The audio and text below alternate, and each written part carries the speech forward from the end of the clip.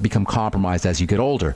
Now, most of the time, or many times, there are blood sugar issues associated with eye breakdown, diabetes, pre-diabetes. So all of the health strategies that we talk about all the time for dealing with overall health conditions. Stabilize the blood sugar, number one.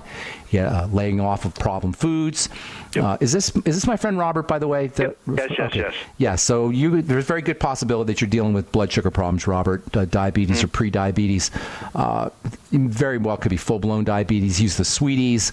Make sure you're practicing all of the dietary strategies for lowering blood sugar, staying away from blood sugar spiking foods, more protein, more coconut oil. Protein and coconut oil are a great way, more protein and more coconut oil, or coconut oil and butter, are great ways to wean yourself off of insulin spiking foods. Use the sweeties, use the Healthy Start Pack. Selenium can have an important role to play in eye health, so you may want to get on the Ultimate Selenium. If the problem is not in the muscles, it's more on the skin. The eyes are covered with a layer of tissue that's similar to your skin. Use the Vision FX product. Make sure you're getting lots of pigmented, colored vegetables. Using your colored vegetables with digestive enzymes and apple cider vinegar to make sure that you're absorbing your pigments in your colored vegetables. Those can be important for eye health as well. And then let's see if there's anything else. Of course, slow, deep breathing, making sure you're oxygenating is also important. And if you have any digestive health issues, that's important that you regulate or control those as well. Use all your digestive support and maybe do a food diary and stay away from problem foods. Yeah, okay? What's better, coconut oil or butter? They're both good. In my opinion, they're both good. Butter, I like butter a little slightly better, but butter's harder to cook with than coconut oil. Coconut oil is easier to cook with because butter will smoke and burn. Coconut oil has a much higher smoke point. So I try to mix when I'm cooking with butter or coconut oil. I mix the two together. Right. Probably about 6 or 7 parts coconut oil for every 3 or 4 parts butter. And no problems with rancidity in the coconut oil? No. Coconut oil is not going to go rancid. I mean, eventually it will, but not for a long time. Great. All right, buddy. Thanks so much, Robert. Take care, bro. Thank you. Take care. Hope to see you soon, man. Okay, 844-236-6010. Let's go to Nevada and welcome Robert to the bright side. What's up? Good morning. Good morning, Farmers. It's Ben Fuchs. Thanks for taking my call. I am thinking about investing in a wheatgrass kit with the grinder and the wheatgrass seeds and everything. I understand, I heard a young lady talking about a few weeks back on the Power Hour, George Riley, that it goes, the wheatgrass, when it's crushed and ground up and liquefies, you drink it, it goes into the cells and moves out the toxins and wastes. Yes. And when you're not used to it, it can cause you a little diarrhea. And just speak to wheatgrass a little bit and the benefits of it and what you think about it. Wheatgrass is amazing stuff, but you can't eat wheatgrass. Wheatgrass is grass.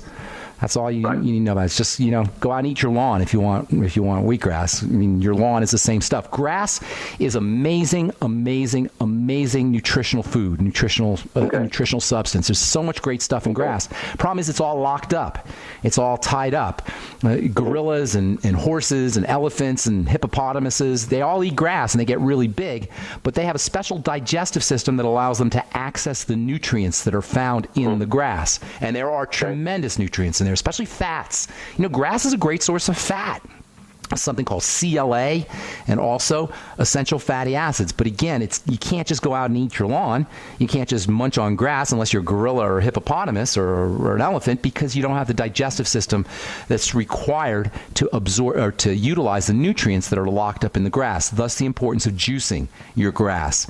There'll be a grinder with it as well. So I'll be grinding. Exactly. Grinding it up. Now, make sure you do it fresh, because once you grind things up and once you process the grass, the nutrients are going to become destabilized. So you got to do it fresh. There are sugars. There's a lot of complex sugars, quite a bit of complex sugars in wheatgrass, and sometimes people can react to that. Sometimes people actually get nauseous from wheatgrass if they do too much wheatgrass. I've gotten nauseous from wheatgrass. I try to do, when I go get wheatgrass, and I do about once or twice a week, I'll go to Whole Foods and get a wheatgrass juice. I try to do 2 ounces of it. If I do more than 2 ounces of it all at once, I'll get a little queasy. So I try to keep it to 2 ounces or so. And that's usually has to do with the sugars. It may have something to do with detoxification, but my hunch is because it happens so quickly, it has more to do with some of the contents that are in the wheatgrass, especially the sugars, that can cause a little bit of queasiness or nausea. But wheatgrass is unbelievably important. It's important. You can use it topically. You can put it on your skin, the juice right on your skin to help with skin issues, skin health issues. There's vitamin C in wheatgrass. There's zinc in wheatgrass. Both are very important for the skin. Of course, there's lots of carotenes in wheatgrass, which aren't exactly vitamin A, but they're similar to vitamin A, the plant version of vitamin A. And the neatest thing about wheatgrass, well, there's a lot of neat things about wheatgrass, but one of the neatest things is the chlorophyll.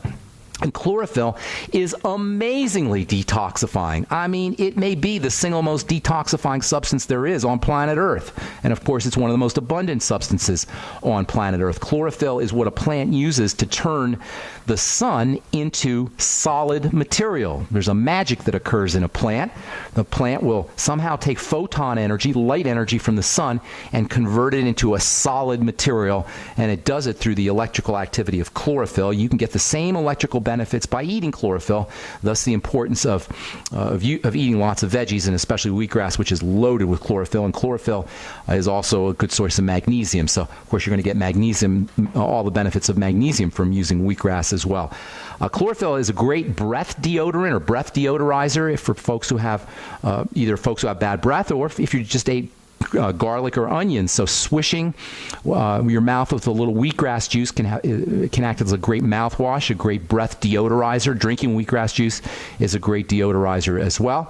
There's so many benefits to wheatgrass, it's hard to know where to begin. The B vitamins are rich in wheatgrass, and I said earlier, vitamin C is also found in wheatgrass. It's just an amazing, amazing nutritional supplement, and I highly recommend it as often as you can. I personally do a couple ounces a week, but if you can do more than that, that's great too. And it's cheap on top of everything else. When I start on it, I need to go slow and use just a little bit of it, correct? Otherwise, it will give me diarrhea or my body will freak out a little bit first time around. Go slow with it, and do it with a little bit of food or a little bit of fiber. That might help you too. Kind of tie a soluble fiber, not insoluble fiber, but soluble fiber.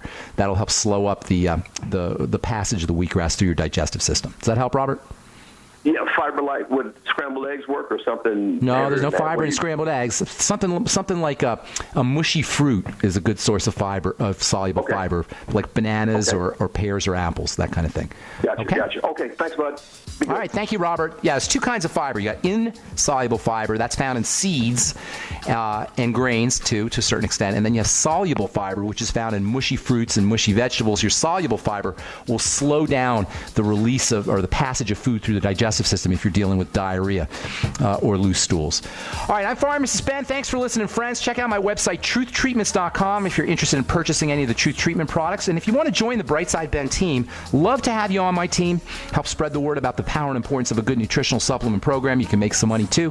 Call the Brightside Ben phone team at 866-735-2470 or head over to pharmacistben.com and sign up right from the website. Thanks for listening, friends. Tomorrow we'll continue talking skin health. We'll talk about dry skin. We'll tell you about a molecule that nobody talks about that is really a key element when it comes to preventing and protecting yourself from dry skin or eczema or other skin barrier issues. All right, that's all the time we have for today. Have yourselves a wonderful, spectacular, awesome day, folks. We'll talk to y'all later. Bye for now.